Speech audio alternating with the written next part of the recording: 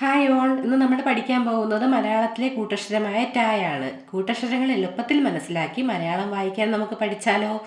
എങ്കിൽ channel subscribe ചെയ്യൂ, നിങ്ങളുടെ കൂട്ടുകാരിലേക്ക് ഷെയർ ചെയ്യൂ. നോക്കിയേ, കൂട്ടക്ഷരം ടാ. എങ്ങനെയാ വായിക്കുന്നത്? ടാ.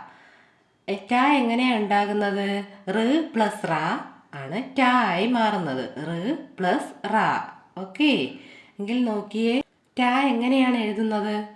ആദ്യം ഒരു റാ ഇടണം, അതിനടിയിലായിട്ടൊരു കുഞ്ഞു റായും കൂടി ഇടണം. അപ്പം ടാ എന്ന് നമുക്ക് വായിക്കാം. എഴുതാൻ പാടില്ലല്ലോ. റാ റാ ടാ.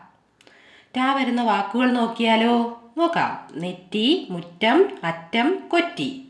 ഓക്കെ, അടുത്ത വാക്കുകൾ നോക്കൂ. ചുറ്റും, കയറ്റം, തീറ്റ, മാറ്റം. അടുത്ത വാക്കുകൾ നോക്കാം. ചവറ്റുകുട്ട, ചീറ്റ, വറ്റ്, നെറ്റിപ്പട്ടം.